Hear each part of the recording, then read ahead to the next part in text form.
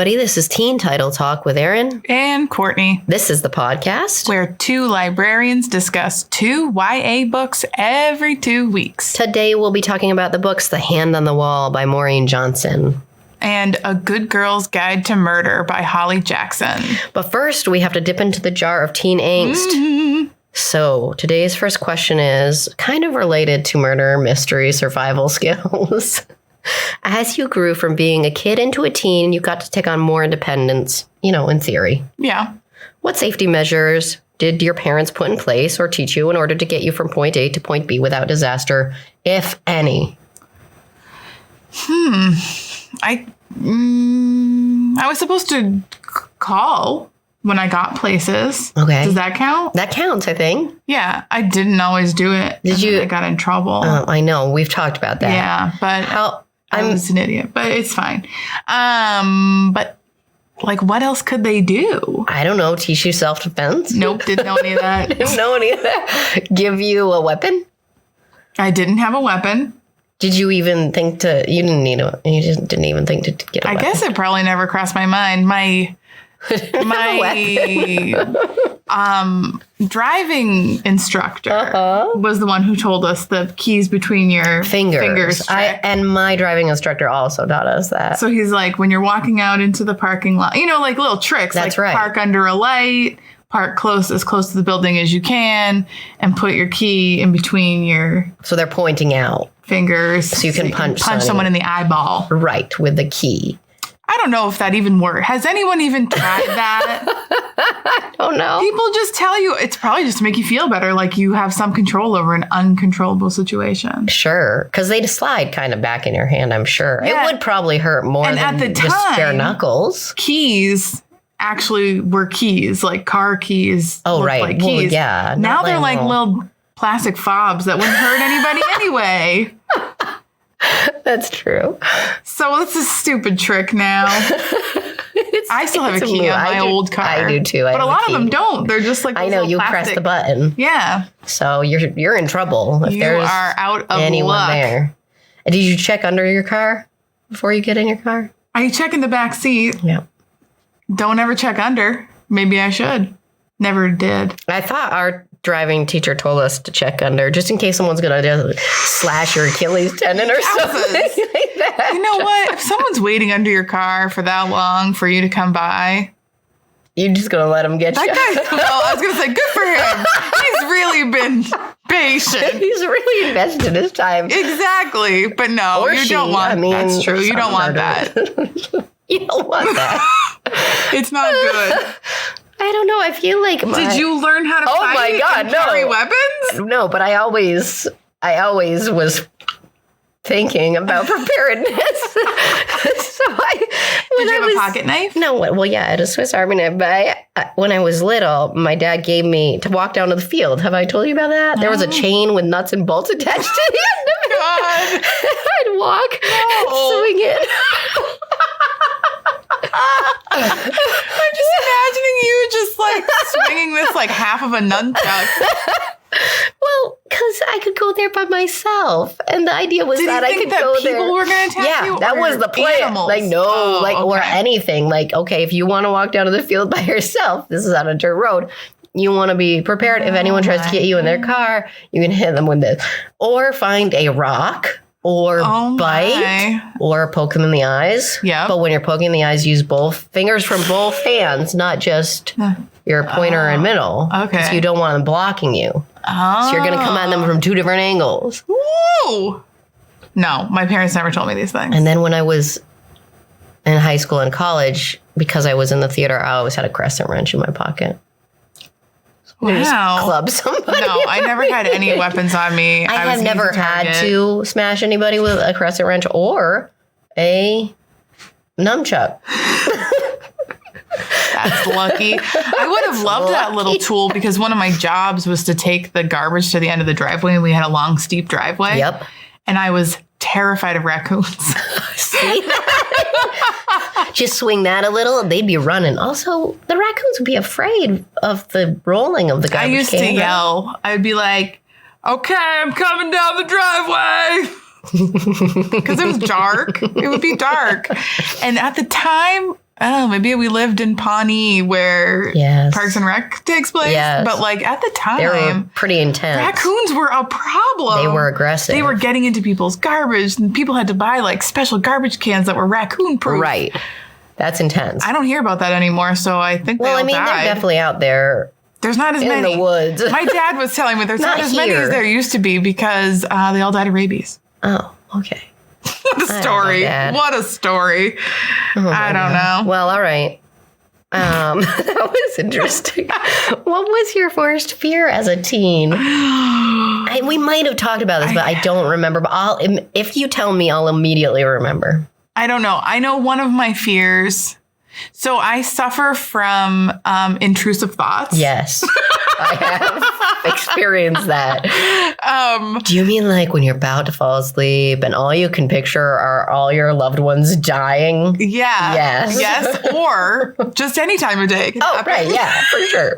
So like I would get home and I would suddenly like a flash would come into my mind and it would be so vivid and it would be like, everyone in my family murdered in the house. Yes. And it was like a bloody mess and I'm the one who finds them. Like that was a fear of mine.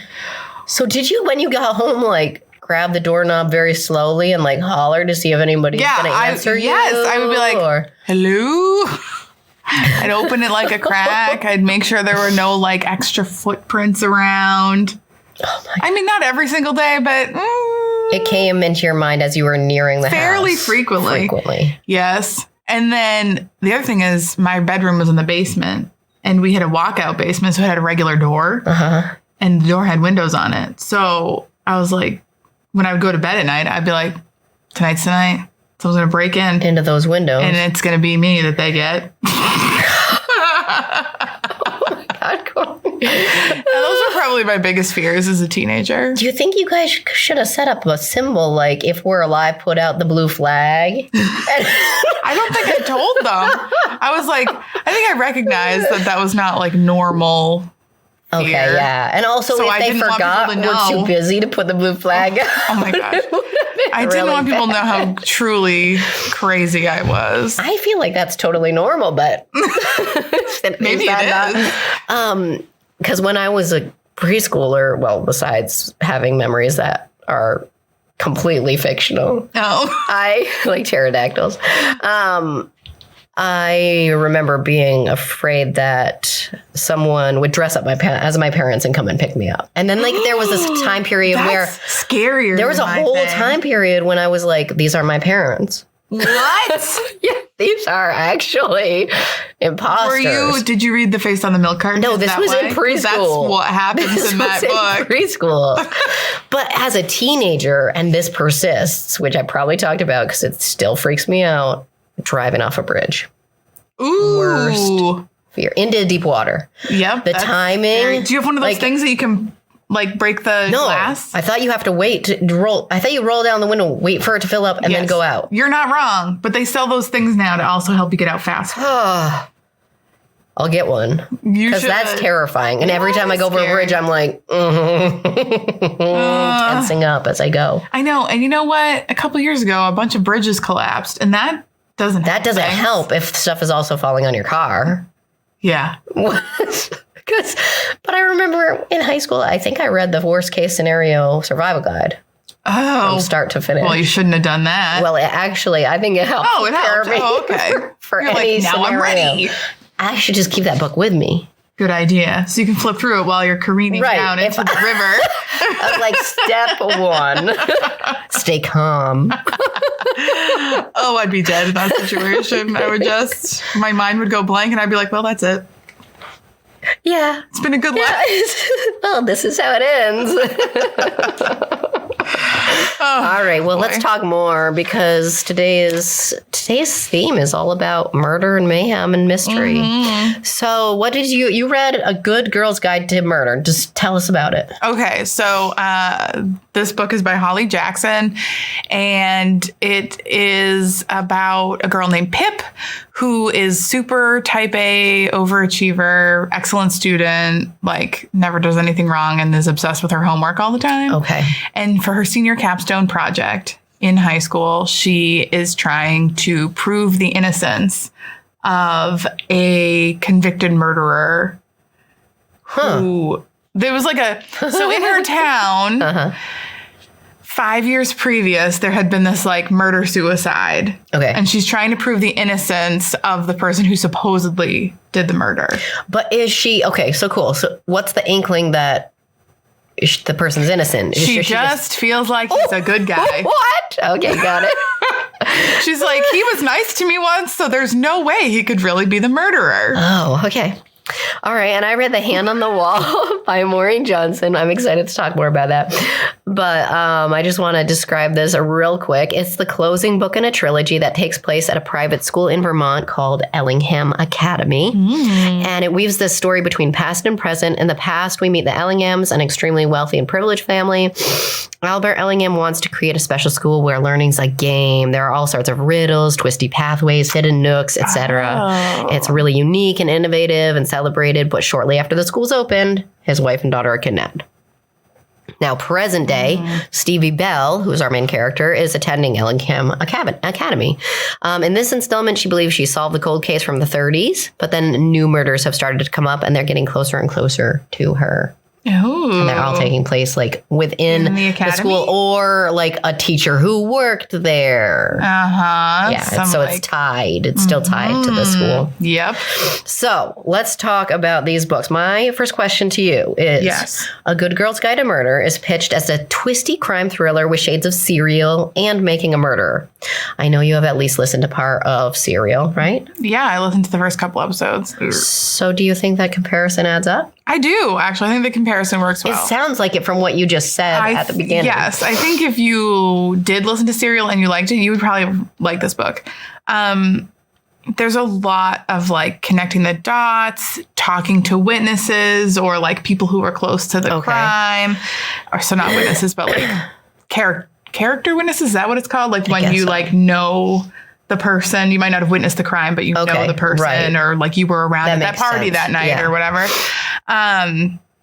So basically Pip is kind of retracing the steps of the police from that night and doing more thorough investigating than she thinks they actually did. Interesting. Because Sal, who is the supposed murderer, was found murdered himself or dead himself like a day later. Interesting. And so everyone just figured, well, he was guilty and he felt bad about it. So he committed suicide. Okay. And she's like, I don't think he would do that. This seems fishy to me. I'm going to figure this out on my own. Got it. And so, yes. So like Pip and Ravi, who is Sal's brother, kind of like work together. And they even do things like make a murder board, which is like a bulletin board with all the lines on it and stuff. Yeah. So it's very kind of like gathering the evidence, questioning people, putting it all down in a notebook, figuring it all out, and you get to see all of that. Interesting. Mm-hmm. So some people love mysteries. This is really general about mysteries, but some people love mysteries and others feel that they can get too dark and gruesome. Where do you fall on the scale, and why do you feel you get pulled in or pushed out? I guess I like the dark stuff. I do too. I get kind of annoyed with putting puzzle pieces together. And I'm like easily thrown off by red herrings that the author will throw in. Like, it's it! I know. I was like, oh, that's so obvious the answer. And then it's not because it's on purpose that it's there. So the allure of murder mysteries is the murder part, I guess, which makes me sound like a psycho. But let's take a classic murder mystery. So Agatha Christie's Murder on the Orient Express. They actually recently made a movie of it. Yes. I couldn't like not get through that book because it's just so many clues and evidence, so many details, clues and evidence, some dialogue that I like didn't grasp. I don't know. It was too many moving pieces. And I think that's what's exciting for some people is like figuring out that puzzle. Right. I'm not interested in that. Just give me the gory details and like a few important pieces of information. I want to be entertained. I don't want to have to do any work. That sounds so lazy, but it's true. I kind of like that. So stuff like that made me feel like mysteries weren't my thing, but I actually like these kind of like action-y types where you just like get the pertinent details, and it's fast paced. Right, exactly. Yeah. All right, cool. So much of mystery rides on the clues, the danger, and the suspense. If you could give this book a grade for clues, danger, and suspense, what would they be? 10 out of 10. On each?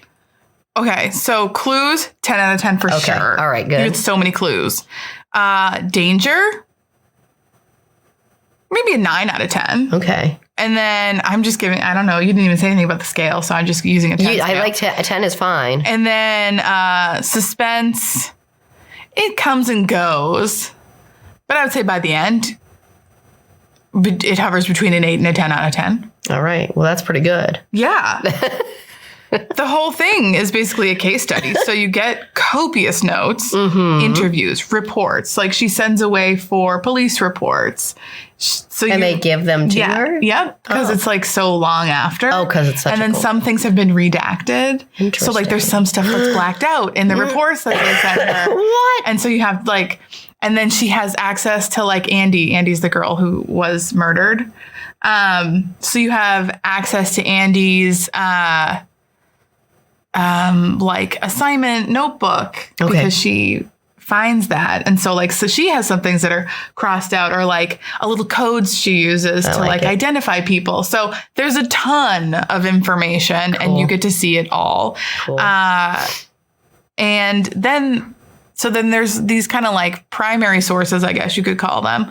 And then you also have chapters where it's just a total like third person viewpoint on the outside where you see Pip and Ravi. Like sometimes it's first person, sometimes it's third person.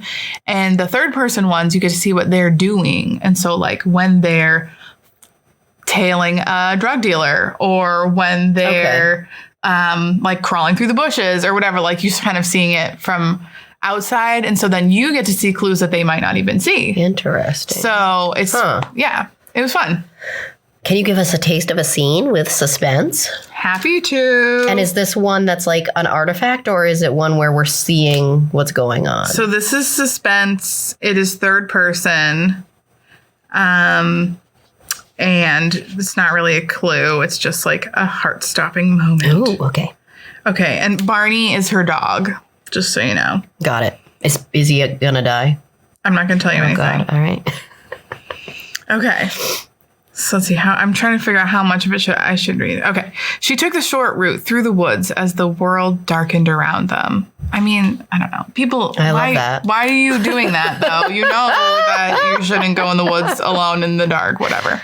When twilight took a turn toward night, Pip veered off the path, dipping into the trees to get to the road faster. She called for Barney when the street was visible 30 feet ahead.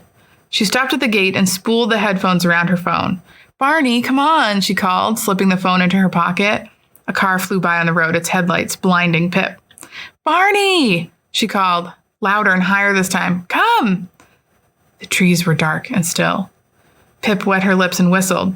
Barney, here, Barney. God. No sound of paws trampling through the fallen leaves. No golden flash among the trees. Nothing. Fear crept up her toes and down her fingers. Barney, she shouted and her voice cracked. She ran back the way she'd come, back into the dark, engulfing trees. Barney, she screamed, crashing along the path, the dog leash swinging empty in her hand. No. Oh, I thought the dog leash was swinging empty somewhere else. That is still scary. If it was hooked on a tree branch, it's also creepy. Yeah. So, I mean, there is some dog peril. Are you serious? Yes. All right. I don't love that, but hopefully the dog is okay. All right. Last question. Were there any elements that had you irritated that you'd like to dish about? Or on the other hand, were there any parts that made you fall in love and you'd like to dish about those? I was so annoyed at first about Pip missing this one clue when she was so ridiculously on the ball about everything else. Oh, that's irritating. She's like picking up these like random little things like, oh, the date in that picture is the date. Like, yeah, that's what I do all day in the genealogy stuff. Right. So she's doing all this. And then like there's this one such an obvious thing that I was like, why didn't you notice that right away? What was it? Can you tell us? Will it ruin it? I don't know. So there's better one. not. Oh. So, okay, I can do it without ruining it, I think. So there's this one situation where they finally figure out that Andy, who was supposedly like the America's sweetheart type of person who was murdered, was actually dealing drugs in high school. Mm-hmm. And so she's like, okay, well, now we have some more potential suspects. Sure. Dealing drugs, you're like, have this whole other world. Right. And she found out that the dealer had given Andy a burner phone. And so she's trying to find this like pay-as-you-go phone. Sure. Because she feels like it still exists. And so like a few chapters go by and you're like, okay, whatever. She breaks into Andy's house and tries to find it. And doesn't find it. And she's like, I thought it was here. And then she finds out later, totally apropos of nothing, like one of the other characters has lost her phone and so sends her a message from an unknown number. And she says like, oh, hey, it's me. My dad had this phone lying around. It's like a pay-as-you-go phone. I have to use it until... It was the same phone as his phone? Well, like he had it in his drawer, like it's an old phone. Okay. And the murder happened 5 years ago, so it would have been an old phone. It was just sitting in the drawer. And it was just like sitting in the drawer. And I was like, that's the phone you're looking for. And she didn't realize it. She had no idea. I'm like, you've been talking about this burner phone for the last 5 chapters. Your friend come on. Randomly has this like pay-as-you-go phone from 5 years ago, and you're like, wow, weird. Okay. I don't know. I feel like her brain would have been like, burner phone. That's what my brain was doing. I was like, ah. Actually, you make a point, because a lot of the time in mysteries, and writers have to be really good about that, because if like a reader is thinking something, you better put it in. Because then the whole time they're going to be like, and there were a couple other good ones that I thought were going to be important because they were good, like, at throwing you off the scent. So some of those were, like, clever. But this one thing, I was just like, okay, she would have noticed that. She would have noticed that. But she's dealing with a lot of clues, though, Court. I know. To play the devil's advocate. Yeah, you're right. She's got a lot on her plate with this murder. It's true. And the other thing that kind of weirded me out, like, mostly I actually really enjoyed the book, but the other thing that weirded me out was this romance element that existed between Pip and Ravi. Okay. Like, she does not know this guy at all. She's 17. At the beginning of the book, it's the summer before senior year. Sure. And Ravi is the younger brother of Sal, who she's trying to prove his innocence. Okay. But Ravi is 20. He's out of high school for a few years. Okay. He still lives at home with his parents. He's trying to find his way in the world, but his brother was murdered, and so it like messed up their whole family. That's not great. But like, so she's 17 and he's 20, and at first they're not in love, but then they kind of like slowly fall in love as they're falling. Like, I don't know. I didn't think that needed to be in. Nah. Because 3 years when you're a grown up is like, whatever. It's nothing. It's nothing. But 3 years when you're 17 and he's 20. I know. I don't know. I feel like that makes kind of a difference. Yeah, I think so. Legally, it certainly does. So I was like, ooh, what's going on there? And he was very likable. And actually, they worked well together. So I'm like, she could have just made him be a little younger. That's or true. Made her be a little older. Wait, did he? I don't know. I don't know. Like, they could have just been friends. I don't know. Huh. But so that's interesting. Yeah. And that kind of threw you off the trail. A little. Because I was like, Don't love it. He's old for her. Maybe I'm just a fuddy-duddy. I don't know. I feel skeeved out by that as well, but I think our mom radar is seriously on there. That's true. And I think when you're 17 and someone is 20, it doesn't feel like much at all. It probably doesn't. You know, when you're there, but the parents on both sides were like, whatever. Didn't care at all. They loved it. So I guess it was fine. All right, let's talk about the hand on the wall. Okay, I have questions for you.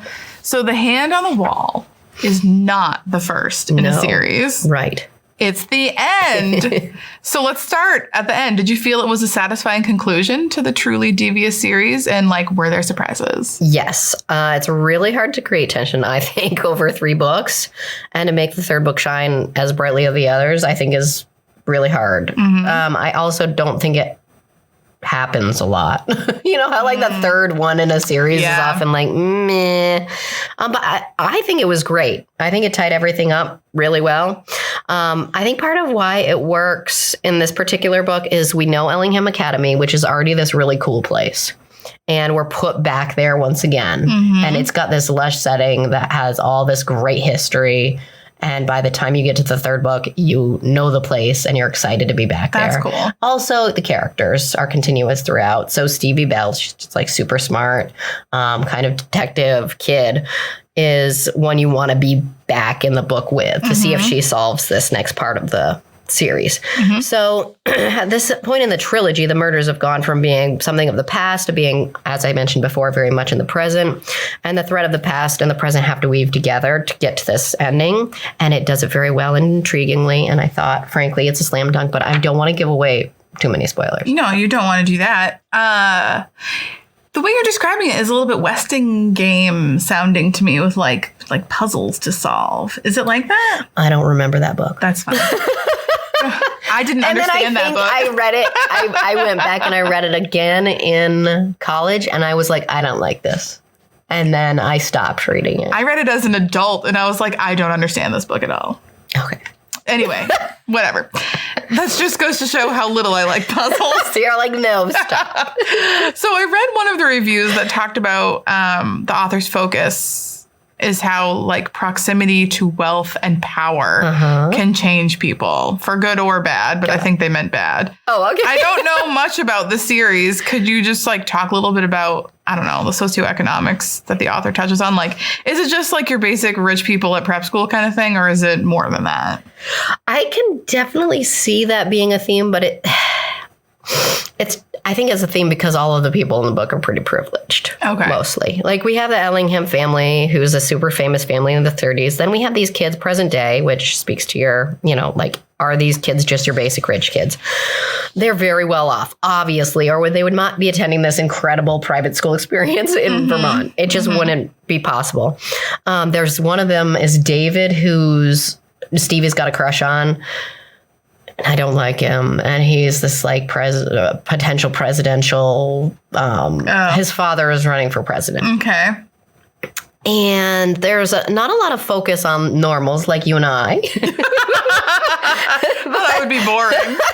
But it's your standard rich kids running around at prep school. I don't know. I liked that there was this interesting angle on smarts and wits and inventiveness. So the teens here are all a little different. They aren't a bunch of vapid, spoiled brat trust fund babies. Even in their core group, I can see the dynamic of what the reviewer is talking about. The proximity to wealth or power can change people for good or bad.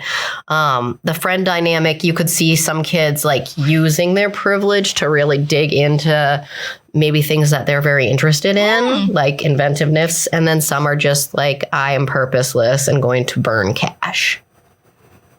I wonder what that's like.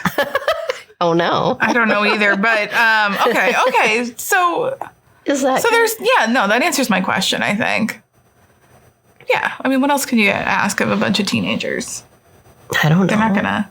Well, we can't all be Greta Thunberg. No. Well, that's true. Not saying that she's but rich some of or these poor, would be like her. Like a lot of these kids, like Stevie, she is thinking, she's anxious, she's toiling. Yeah. She happens to be privileged. Yep, that's cool. But she is making her life. She's going to make her life. Yeah, so it's interesting. So is it really murdery? And is it gory, or is there more of a focus on like just figuring it all out? It's definitely more cerebral than gory.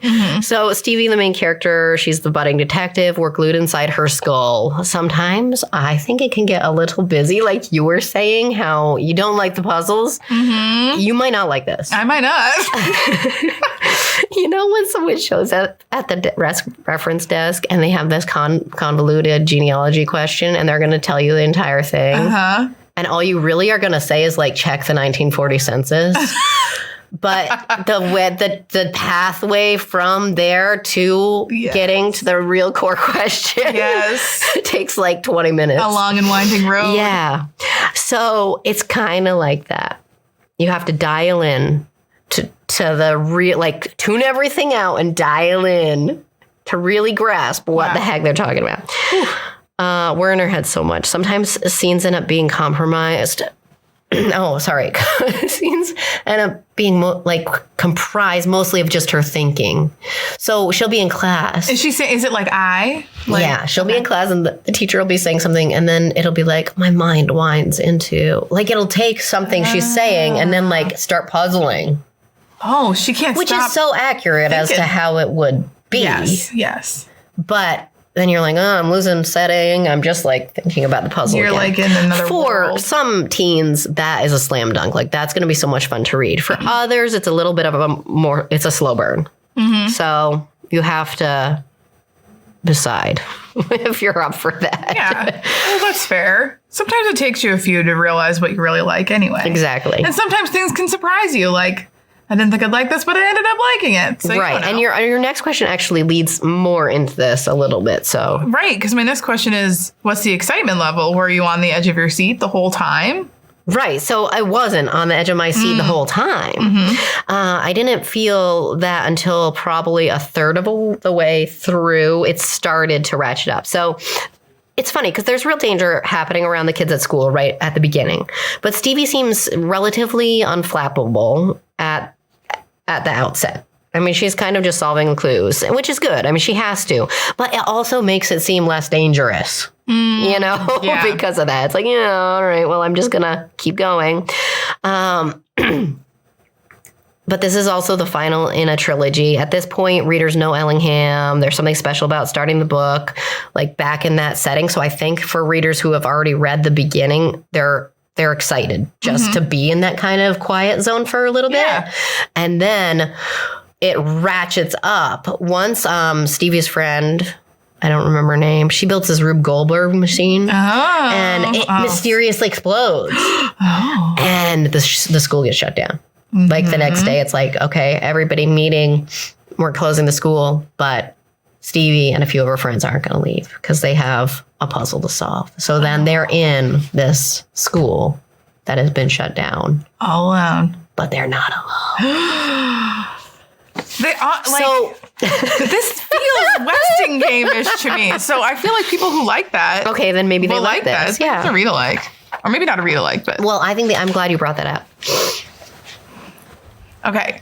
So where do you think fans should go from here, speaking of read-alikes? Right. Because, once they finish this book, that's the end of the series. And what's another series for them to get started on? So I didn't think of a series, but I knew what one I was going to say right away. Well, Westing Game's a great one since you mentioned that. I think we should definitely throw it out there. People, it sounds like it is old, but if you like this kind of deep puzzles, you might love that. As I was reading, the one I was thinking of again and again was The Secret History by Donna Tartt. I only read The Goldfinch by her. Okay, well, that's a bummer. You should read The Secret History. All right. Because I didn't love The Goldfinch. No, I don't think I would have. And they said it needed to be edited down, but I don't know. Quite a bit. Secret History takes place at a New England college. So it's a little bit for older readers. It's very cerebral, just like Maureen Johnson's book. And it's a very intriguing mystery at the center of it. However, the teens at the center of it are less, I'd say, benign. Oh. As it relates to the murder. So they're murderers. I will say no more. I want to read it now. Yeah, you should. It was really good. I've heard very good things about it. Yeah. All right, we're due for some sci-fi. What are you going to read? Do you know? Oh, I'm very excited. I'm going to read The God Game. Hold on, I pulled it up on my phone. By Danny Toby, which is fun because I almost never read books by men anymore. Oh, okay. Well, so good job, Court. Diversity point. So this will be different. The very short little synopsis I have here, it says, 5 best friends in a high school computer club get sucked into an underground hackers game. You know how much I love hackers. Yes, I do. Run by a mysterious AI that thinks it's God. That sounds amazing. As the game pits them against each other, it offers the ultimate promise. Win and learn the meaning of life or die. I cannot wait for this book. Awesome. I'm going to read Rebel Wing by Andrea Tang. I don't have the synopsis with me, but I know it's about smuggling a dragon. So Whoa. I'm pretty excited. Oh, that sounds like fantasy sci-fi. Yeah, which I love. I'm going to love that. All right. Yes. So listeners, we would love to hear from you. Don't forget to answer our questions from the Jar of Teen Angst. That was, what is your worst fear? Or what was your worst fear as a teen? And what safety measures do your parents put in place and try to teach you to get you from point A to point B? Or if you're old like us, What did they try to teach you? Send us those stories and more at teentitletalk@gmail.com. Thank you for joining us for Teen Title Talk. This podcast is brought to you by the Derry Public Library and Derry-CAM, Derry Community Access Media, empowering independent voices. Listeners, your support means a lot, so don't forget to rate, review, leave us your thoughts wherever you listen. Our theme was created and performed by Banded Starling. Until next time. Bye. Bye.